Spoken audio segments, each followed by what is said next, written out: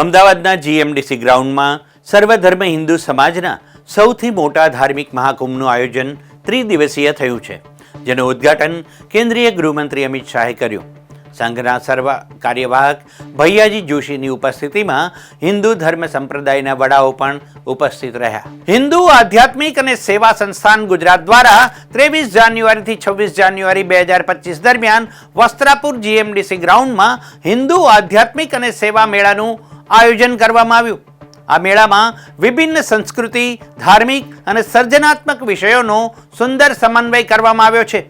11 કુંડી સમરસતા યજ્ઞશાળા, 11થી વધુ મુખ્ય મંદિરોનું જીવન દર્શન, 15થી વધારે મુખ્ય મંદિરોની પ્રતિકૃતિ, કુંભ મેળા દર્શન, ગંગા આરતી, આદિવાસી સંસ્કૃતિ ધરાવશું વનવાસી ગ્રામ આદિ મેળાના મુખ્ય આકર્ષણ છે.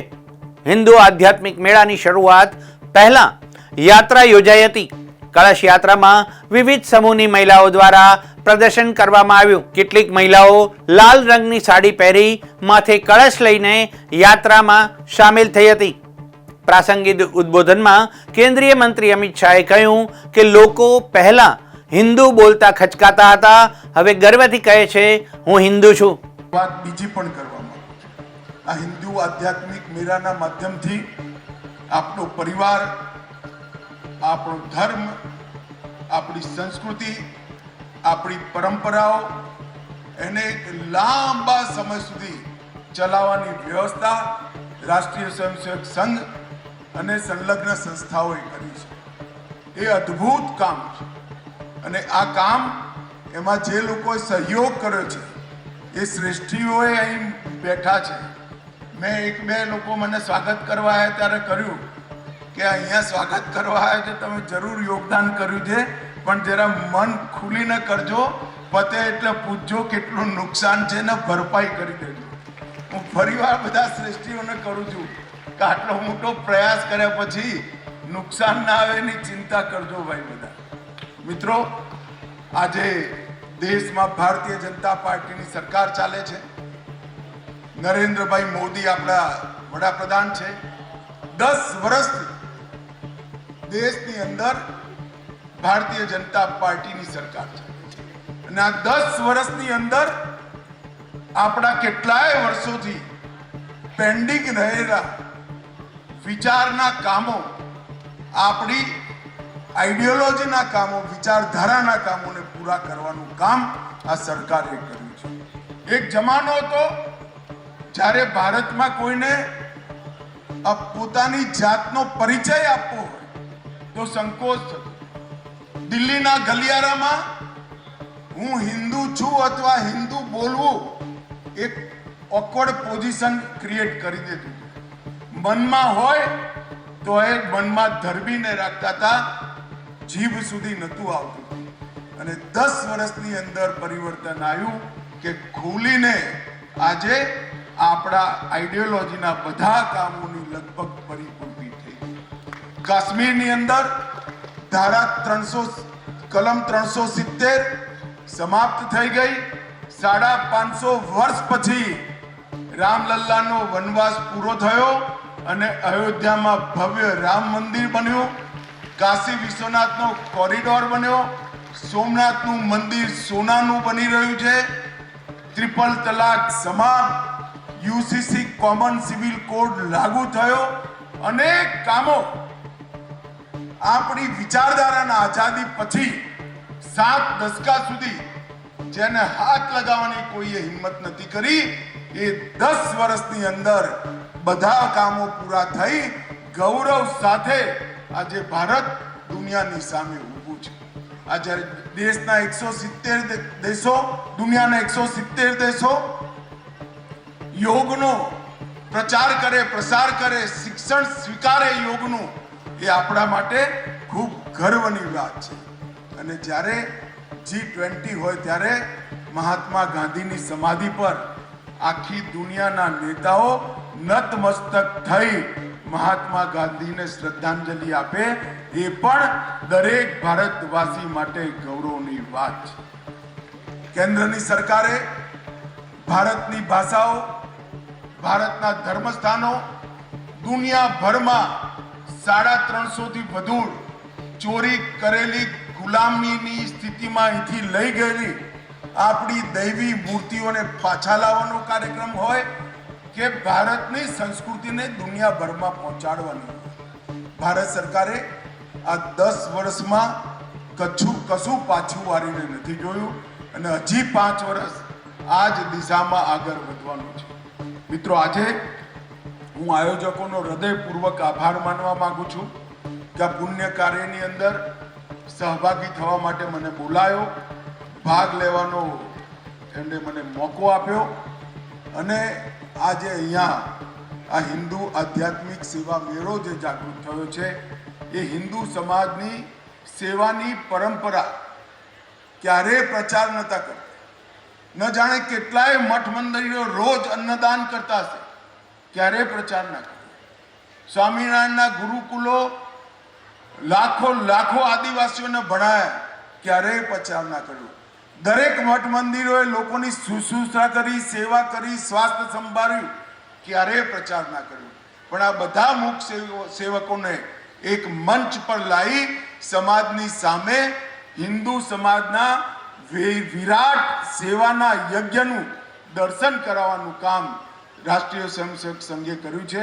હું સૌ આયોજકોને હૃદયપૂર્વકના અભિનંદન આપું છું અને મેળાની સફળતા માટે હૃદયપૂર્વકની શુભેચ્છાઓ આપું છું. વંદે માતરમ. ભારત માતા કી જય. હિન્દુ આધ્યાત્મિક અને સેવા સંસ્થાન ગુજરાતના ઉદ્ઘાટન વેળા કેન્દ્રીય મંત્રીએ પ્રયાગરાજમાં ચાલી રહેલા મહાકુંભ માટે એવું પણ કહ્યું કે મહાકુંભ માટે કોઈ 5 સ્ટાર હોટલમાં નથી રોકાતા. ટેન્ટમાં લોકો ઠંડીમાં રહે છે. કુંભમાં નામ, ધર્મ, જાતિ નથી પૂછાતી. સ્નાનના દિવસે લોકો મોં જોયા વિના ગંગામાં ડૂબકી લગાવે છે. હું 9 કુંભમાં જઈને આવ્યો છું અને હવે 27 જાન્યુઆરીએ 10મા કુંભનો હિસ્સો બનીશ. હું સૌ ગુજરાતીઓને અપીલ કરું છું કે કુંભમાં જવું જોઈએ અને ખાસ કરીને યુવાનો કિશોરોને કુંભમાં લઈ જવા જોઈએ. કેમ ભાઈ, અવાજમાં શું થઈ ગયું છે? ફરીવાર હું બોલાવીશ. બંને હાથ ઉઠાઈ અહીંથી પ્રયાગરાજ સુધી અવાજ જાય એવો જોરદાર પ્રચંડ અવાજથી બોલાવો. ભારત માતા કી, ભારત માતા કી, વંદે. મંચ પર ઉપસ્થિત સન્માનીય ભૈયાજી જોશી, આપણા બધાના માર્ગદર્શક, રાષ્ટ્રીય સ્વયંસેવક સંઘના વરિષ્ઠ પ્રચારક,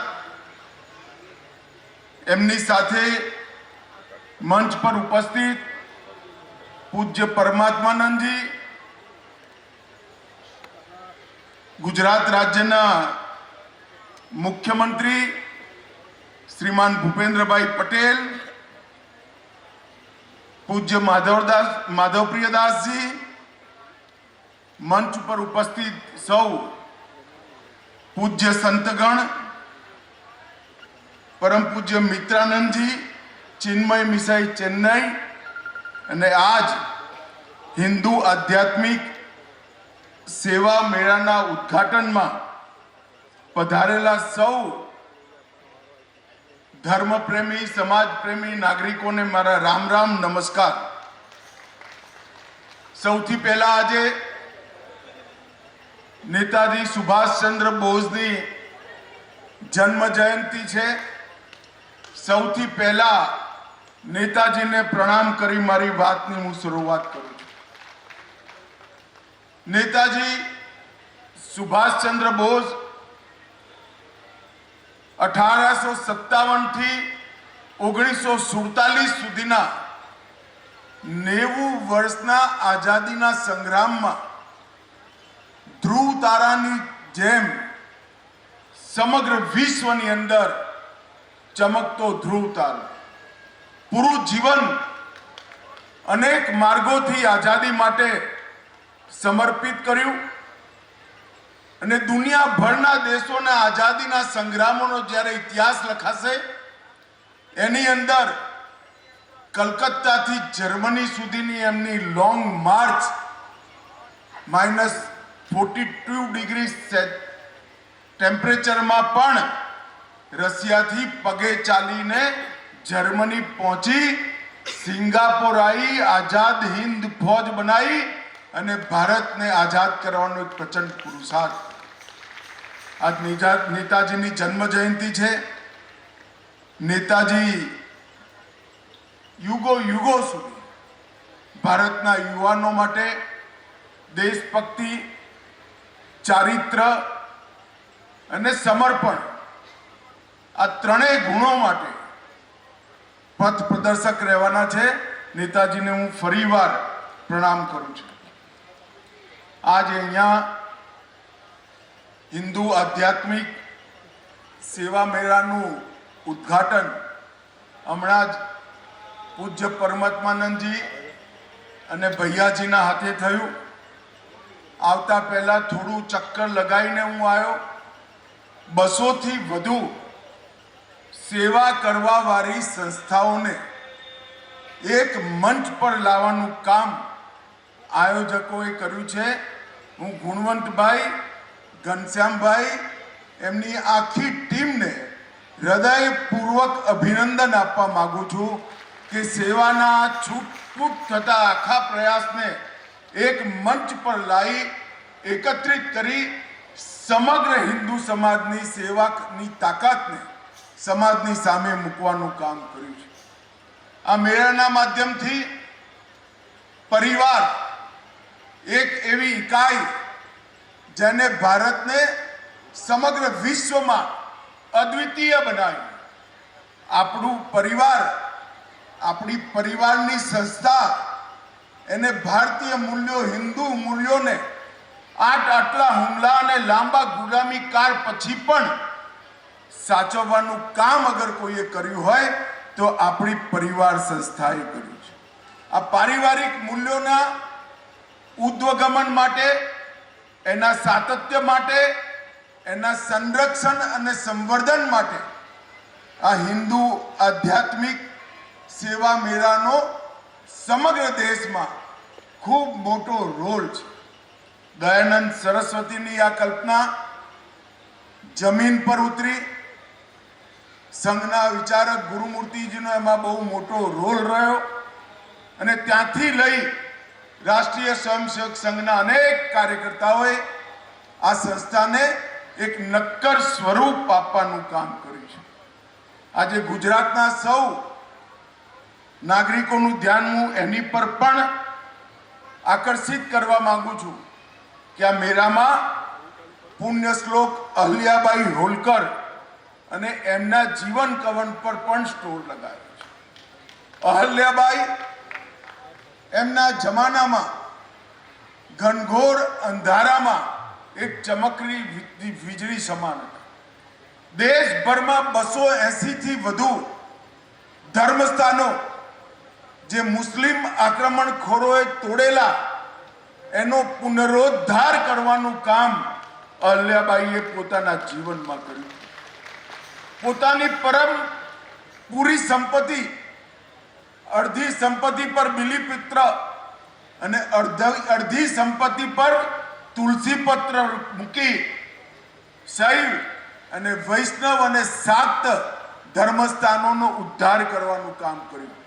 ચાહે સોમનાથનું મંદિર હોય, ચાહે કાશી વિશ્વનાથ મંદિર હોય, ચાહે કાશીના ઘાટો હોય, અનેક સ્થાનો પર ધર્મસ્થાનોનો પુનરોદ્ધાર અહલ્યાબાઈએ કર્યો હતો. અને અહલ્યાબાઈના 300 વર્ષ ખૂબ મોટી માત્રામાં ઉજવવામાં આવ્યા છે. ત્યારે આ મેળામાં પણ એનું સ્થાન આપ્યું છે. એ ખૂબ ગુજરાતના યુવાનો માટે અને બહેનો માટે કમસે કમ ખૂબ જ્ઞાનવર્ધક સાબિત થશે એનો મને વિશ્વાસ છે. અહીંયા એક વનવાસી ગામ આદિવાસીઓની જીવન પદ્ધતિને જમીન પર શહેરી લોકોને અનુભવ કરાવવા માટેનું કામ અને આદિવાસી ક્ષેત્રોમાં સંઘ અને આપણી ધાર્મિક સંસ્થાઓના કામ માટેના પણ સ્ટોર લગાયા છે. 7 હવનકુંડમાં પૂરો દિવસ સવારથી સાંજ સુધી યજ્ઞ પણ ચાલશે, ગાયત્રી મહાયજ્ઞ પણ ચાલશે અને બધા જ પ્રકારની આપણી ભારતીય રમતોને પણ પુનર્જીવિત કરવાનો પ્રયાસ આ મેળાના માધ્યમથી થવાનો છે. આજે આપણે અહીંયા સૌ આ હિન્દુ આધ્યાત્મિક મેળાનું આજે ઉદ્ઘાટન થાય છે ત્યારે પ્રયાગરાજમાં મહાકુંભ ચાલે છે. 144 વર્ષ પછી આ મહાકુંભ પ્રયાગરાજમાં થવા જઈ રહ્યો છે અને દુનિયાભરના લોકો આશ્ચર્યચકિત થઈ અને જોઈ રહ્યા છે. અનેક એમ્બેસેડર જોડે મારે વાત થઈ કે અમને આમંત્રણ પત્ર જોઈએ છે. મેં એમને સમજાવ્યું કે કુંભ એવો મેળો છે જેની કોઈ નિમંત્રણ પત્રિકા જ નથી. ગ્રહોની સ્થિતિ આવતાની સાથે જ કરોડો લોકો આવે છે. એ લોકો આશ્ચર્યચકિત થઈ ગયા. કોઈ નિમંત્રણ વગર 40 કરોડ લોકો એક જગ્યાએ આવે, વ્યવસ્થા કોણ કરે? મેં કહું સરકાર જે વ્યવસ્થા કરે એ વ્યવસ્થા રામ સેતુમાં ખિસકોલીની મદદ જેટલી હોય. સરકારી વ્યવસ્થાના આધાર પર આ કુંભ નથી ચાલતો. અનેક સંતો, મહંતો, ધાર્મિક જનો, ધાર્મિક સંસ્થાઓ, આ કરોડો લોકોના રહેવાની વ્યવસ્થા અને કુંભમાં ગયેલો કોઈ પણ વ્યક્તિ હોટલમાં નથી રોકાતો. ત્યાં ટેન્ટમાં ઠંડીમાં જમીન પર સૂઈ ત્યાં ગંગા સ્નાન કરવા માટે લોકો જાય છે. એક દેશમાંથી 40 કરોડ લોકો, લાખો લોકો વિદેશથી આશ્ચર્યચકિત થાય એવી વ્યવસ્થા ન જાણે કેટલા હજારો વર્ષથી ચાલે છે. મુગલો આયા તો એ ચાલી, અંગ્રેજો આયા તો એ ચાલી, અને કોંગ્રેસિયાઓનું રાજ થયું ત્યારે એ ચાલી. એને કોઈ ના રોકી શકે.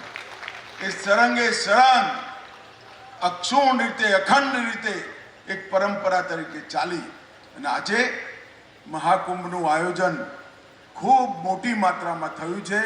ખૂબ સુંદર વ્યવસ્થાઓ. હું આજે ગુજરાતભરના લોકોનું પણ આહ્વાન કરવા માંગુ છું કે સૌએ મહાકુંભ કદાચ એક જન્મમાં તો ઘણા લોકોના નસીબમાં નથી આવતો, ઘણાના અનેક જન્મો સુધી નથી આવતો. મહાકુંભમાં જરૂર જવું જોઈએ. આ કુંભ अपने एक प्रकार थी कुंभ पोते ज समरसतानो एकतानो संदेश छे. त्या कई जातिनो कोण छे कोई नहीं पूछे, कया धर्मनो छे कया संप्रदायनो छे कोई नहीं पूछे. जे जाए एने संतो भोजन करावे, जे जाए एने सेवाभावी संस्थाओं भोजन कराए, अने जे जाए એ ગંગામાં ડૂબકી લગાવી પુણ્ય જાગૃત કરી પોતાને પવિત્ર કરી પાછો પોતાના ઘરે જાય. કુંભથી મોટો સમરસતા અને એકતાનો બીજો કોઈ સંદેશ સમગ્ર વિશ્વમાં નથી. જ્યાં ના નામ પૂછાય, ના કુળ પૂછાય, ના ધર્મ પૂછાય, ના જાતિ પૂછાય. અને જ્યારે પ્રમુખ સ્નાનો હોય એ વખતે તો કોઈ એકબીજાનું મોઢું પણ જોયા વગર નિશ્ચિત સમયની અંદર ગંગામાં ડૂબકી લગાવવા માટે ગંગાજીના શરણમાં જતા હોય છે. મિત્રો, મારી તમને સૌને એક અપીલ છે કે આ મહાકુંભમાં એકવાર જાઓ અને ઘરના યુવાનો અને કિશોરોને જરૂર લઈ લે. મેં મારા જીવનમાં 9 કુંભમાં સ્નાન કર્યું છે. કુંભ અર્ધકુંભ થઈ અને આ 10મા કુંભમાં સ્નાન થશે મારું. હું પણ 27મી ત્યાં જવાનો છું. મારી આપ સૌને વિનંતી છે કે બધા જ લોકો ત્યાં પહોંચે. મિત્રો, આજે હું એક જીએમડીસીમાં શરૂ થયેલા ત્રિદિવસીય આધ્યાત્મિક મેળામાં ગંગા અવતરણનું પ્રદર્શન થશે. તે ઉપરાંત આરતી કરવામાં આવશે અને મહાકુંભમાં સ્નાનનું પુણ્ય મળે તે માટે ગંગાજળ છંટકાવ કરવામાં આવશે. આ ઉપરાંત 3 દિવસે આધ્યાત્મિક વિચાર વિમર્શ માટે વિવિધ ધર્મ ધ્વજવાહકો પણ ઉપસ્થિત રહેશે. Rashmin Sondarva, news for India, Ahmedabad.